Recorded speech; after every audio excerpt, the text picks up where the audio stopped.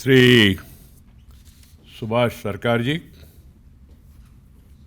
Minister for State Education, Government of India, Dr. Adimolapu Suresh, Honorable Minister for Education, Government of Andhra Pradesh, Sri Tarari Rangaya, Honorable Member of Parliament, Ananthapuramu, Professor S.A. Kori, Vice Chancellor, Central University, Professor Apparao Podile, former Vice Chancellor, University of Hyderabad, who has mentored this university, professors, faculty members, and distinguished guests, and others watching this program online, and my dear students. Andhra Pradesh కేంద్రీయ విశ్వవిద్యాలయం అనంతపురం స్థాపనా దినోత్సవాన్ని పురస్కరించుకొని మీ అందరితో మాట్లాడడం ఎంతో ఆనందంగా ఉంది. ఆంధ్రప్రదేశ్ అభివృద్ధిలో భాగస్వామ్యం వహించే విధంగా ఇక్కడ విద్యారంగానికి మరింత ఊతమిచ్చే ఉద్దేశంతో వెనుకబడిన రాయలసీమలో ఈ విద్యాలయాన్ని కేంద్ర ప్రభుత్వం ఏర్పాటు చేయడం అభినందనీయం, ఆనందదాయకం. విజయనగర సామ్రాజ్యంలో భాగమైన రాయలసీమకు ఎంతో చారిత్రక ప్రాధాన్యత ఉంది. భారతీయ సంస్కృతి, సాహిత్యం, కళలకు ఈ ప్రాంతం ఒకప్పుడు చుక్కానిగా నిలిచింది. అంతటి మహోన్నత విజయనగర సామ్రాజ్య వైభవాన్ని ఈ విశ్వవిద్యాలయ స్ఫూర్తిగా తీసుకొని ప్రపంచ స్థాయి ప్రమాణాలను అందిపుచ్చుకొని భవిష్యత్ సవాళ్లకు అనుగుణంగా విద్యార్థులను తీర్చిదిద్దాలనేదే నా ఆకాంక్ష. मित्रों, आज अनंतपुर स्थित आंध्र प्रदेश केंद्रीय विश्वविद्यालय के स्थापना दिवस पर आप सभी को संबोधित करते हुए मुझे बहुत हर्ष हो रहा है. भारत सरकार ने प्रदेश में राष्ट्रीय संस्थान स्थापित करने का जो आश्वासन दिया था, उसी भी इस विश्वविद्यालय के माध्यम से पूरा किया गया है. व्यक्तिगत रूप से भी मैं इस विश्वविद्यालय से विशेष संबंध रहा हूँ. मुझे याद है कि कई वर्ष पहले मैंने अपने सहयोगी मानव संसाधन विकास मंत्री से आग्रह किया था कि सभी विषयों का जल्द से जल्द समाधान करके इस विश्वविद्यालय को जल्दी शुरू किया जाए. मुझे बहुत खुशी है कि आज इस विश्वविद्यालय के पहले स्थापना दिवस के साथ हमारे सभी प्रयास आज सफल हो रहा है. I feel happy that the government of India, respecting the Andhra Pradesh Reorganization Act, has come forward to set up this university in these backward regions of Andhra Pradesh, Ananthapuram. And I am also happy that the state government of Andhra Pradesh has fulfilled its responsibility of giving 490 acres for the campus, establishment of campus of this university. I am also happy that the Human Resource Ministry has allocated some money, but as explained by Sri Rangaya, we need to make more allocation to create infrastructure and provide all necessary wherewithal to make this university more dynamic. I feel very happy that all our efforts have borne fruit today with the first foundation day of the university. This institution of national importance can also accelerate the educational and economic development of the state and unlock the potential of the Rayalaseema region, a land of great history and dynamic people. My dear brothers and sisters and my youngster student, the idea of education has gone through a sea of change since colonial times. From being a mere medium for static transfer of knowledge, it is now widely acknowledged that pedagogy should be an interactive and dynamic process where students are the most important stakeholders. Interestingly, we now recognize that our ancient holistic system of education, which emphasizes community engagement and hands-on activities, is the best way to ensure the all-round development of the child. The National Education Policy 2020 that came in the context is a visionary document that recognizes the importance of holistic education. The policy is also futuristic in its orientation and seeks to train our youth to make them employable in the globalized market.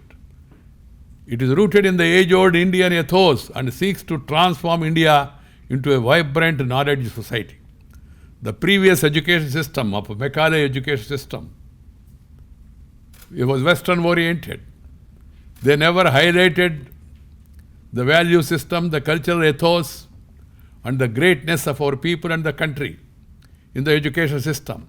That education system and history books do not contain the great sacrifice made by the great sons of this great country. The contribution made by various people in various fields. India, which was a knowledge giver, known as Vishwa Guru, the importance was not given, enough importance was not given in the old education policy. With the multidisciplinary approach stressed by the national education policy as well, I am sure there will be new renaissance in the country, and also universities, education institutions, center and state governments will work together to bring the Indian values and ethos and culture in our education system. I am happy to know that the university proposes to strengthen education in the humanities and social sciences in tune with the thinking that university is a place of universal knowledge. It is not a place merely to acquire degree. Knowledge is very important, and the university should be a place of giving knowledge. In the age of technology, universities have to be committed to the task of updating and keeping the students of all disciplines, not just engineers, abreast with the latest technological developments such as artificial intelligence and big data. The world is changing faster, and we must also change. We must also move forward. The Prime Minister believes in reform, perform and transform. Believes in innovation, incubation, unearthing the hidden talents of Indian students. My dear youngsters, I can tell you, there is no dearth of knowledge among our students, among our Indians. Everywhere in the world, wherever our Indians go, they are excelling. I need not elaborate it, you all know that. But what is required is to spot the knowledge, identify the knowledge, see the talent, and encourage the student to move on by giving skill upgradation. Universities must take that role, identifying the talent of a student, understanding of the student, and then explore possibilities of promoting further. That is the duty of education institutions. The students must be exposed to real world problems, the challenges. There are opportunities, there are as well as challenges. Our students must be equipped with this knowledge, how to face these challenges, how to explore the opportunities that are available. Solving these problems is the only way students may learn the principles of their respective fields of study. It not only improves the employment prospects of the students, it offers fresh perspectives for our industry too. It's a win-win situation for everyone involved. My dear friends, the pandemic has necessitated education everywhere in the world to go online. This may be temporary and schools and colleges may resume soon, but it has given us valuable insights into the future of education. Today we are having an online virtual program. Actual program would have been much more happy. I would have been happy to come to Ananthapur and participate in this Foundation Day program and meet and greet the faculty and the students. That would have given me more happiness. But you know, virtual, though not actual, it is the real, as I am now. So while distance and online education include people cut off geographically so far, there is an imminent risk that issues pertaining to access, quality and affordability may be accentuated with the pandemic and exclude many students in the process. while we are building a digital bridge in education, there is a serious problem of digital divide. We need to enable children of all economic and social backgrounds to access online classes. Access and affordability of the internet must be improved upon, especially in remote areas through expeditious implementation of the projects such as BharatNet. Institutions doing CSR activities must prioritize the initiative of providing electronic device to school and college-going children from the socially and economically weaker sections. While National Education Policy 2020 allows for online education as mainstream delivery mechanism, we must not compromise on the quality and affordability. Standardization and benchmarking of outcomes is key here. Similarly, we need to correct the paucity of online courses in native languages. It's very important. I am glad that there are many efforts in this regard, because mother tongue brings in the original thoughts. You will be able to understand better, you will be able to articulate better, you will be able to convey your thoughts better, think better. So we need to promote our mother tongue. That's why I always say, mother, motherland, mother tongue, guru, they are very important. Google might have come, but guru cannot be replaced by Google. You want to run the Google, you need a guru. This is what I say always. I have witnessed a presentation on the AICT tool which translates English content online to 11 Indian languages simultaneously in few seconds. Private players in the educational technology must also strive for offering content more regional languages while ensuring affordability. We must make students to learn as many languages as possible, but priority is mother tongue. I always say mother tongue is like your eyesight and other language like spectacles. If the eyesight is there, then spectacles will really help you. English, we must learn. But we should not forget Telugu, our mother tongue. Learning and knowing as many languages as possible is always useful. So there should not be any hesitation. And we should not have a dislike to any language. The online education should not remain the privilege of the few, but rather become the ultimate tool for real democratization of education in India. I am happy to note that the colleges and universities in India have started to offer technical education in regional languages too. The recent decision of 14 engineering colleges across 8 states to offer courses in regional languages is a significant movement for education in mother tongue in India. My dear friends, higher education can also be a great economic catalyst for our country. There are many positive externalities for the local community, for development in the region, and benefits for the macro economy. The top global universities, for instance, attract international talent every year and has been thriving as centers of excellence, delivering economic benefits to the host nation. I am told that despite the pandemic, they have attracted a record number of international students this year. For these reasons, we have to push more for internationalization of Indian universities. Our higher education institutions must work for improving international diversity, both in faculty and students, and collaborate more proactively with the reputed global universities. Best practices. Knowledge anywhere we must acquire, and our knowledge we must pass on to others. We must encourage Indian universities to open global campuses, which will also improve the brand value of Indian education. All these initiatives will generate enormous job opportunities, increase access to education in our country, and act as growth accelerators for our economy. India was once known as Viswaguru. We had great institutions like Nalanda, Takshashila, and Pushpagiri, Vikramshila, where students from all corners of the world came to learn those days. We must regain that intellectual leadership and emerge as a global hub of learning and innovation again. I am happy that the national education policy acknowledges the importance of global outreach and NIRF ranking framework to give weightage to the internationalization component of a university to evaluate it.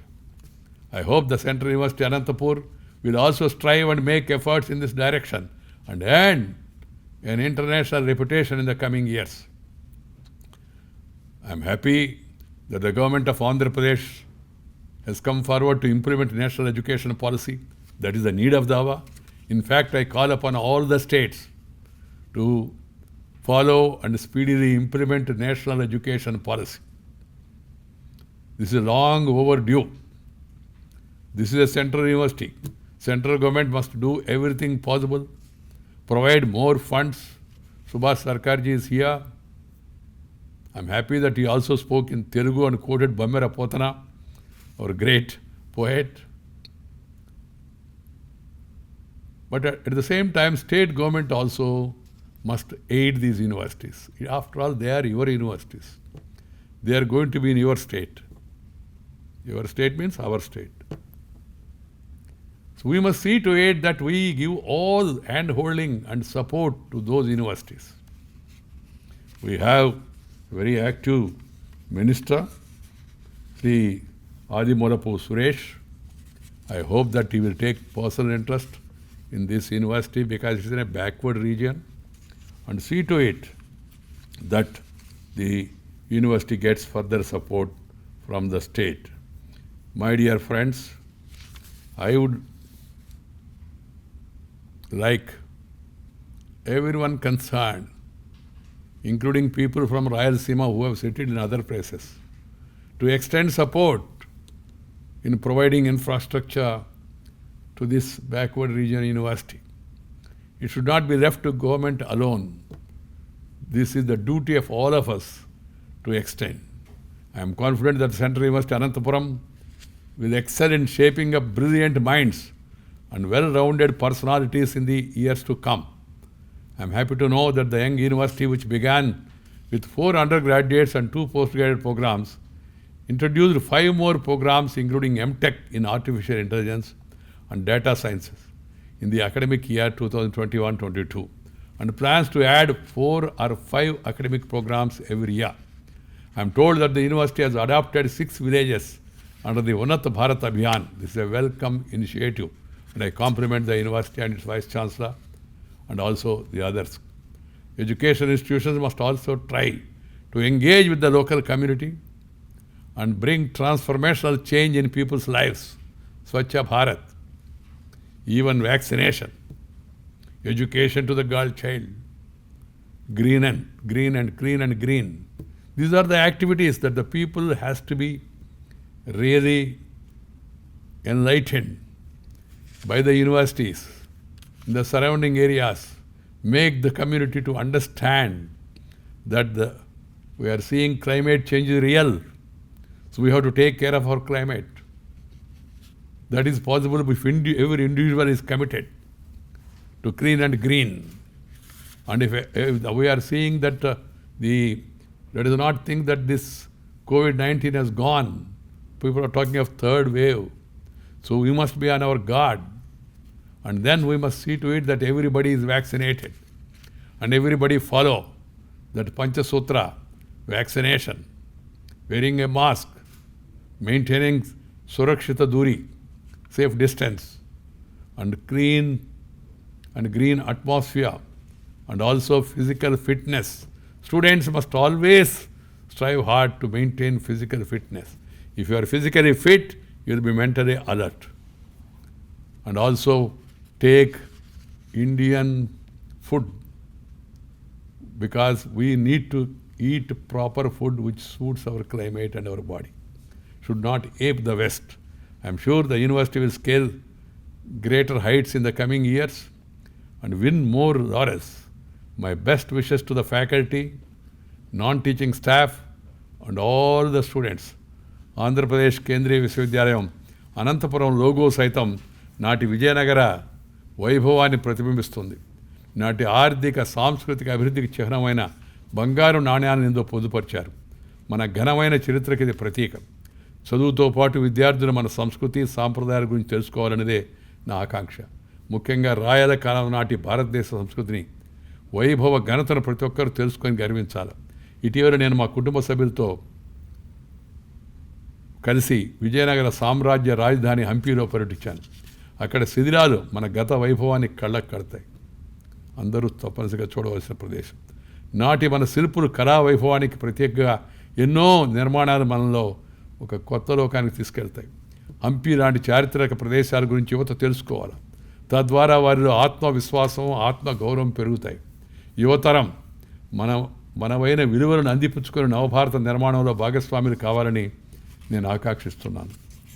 Friends, let us recall that Swami Vivekananda aspired for education to do for our society.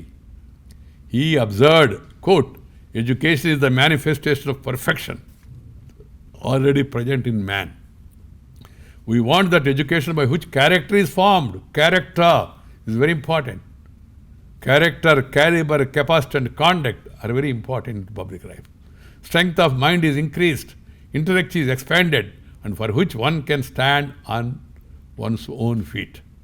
Let us strive together to achieve these exalted goals. Let us build a Bharat that brings out the manifestation of perfection already present in each individual, irrespective of their social and economic background. Let us work together, stand confidently to create Atma Nirbhara Bharat. Dhanyavad. Jai Hind.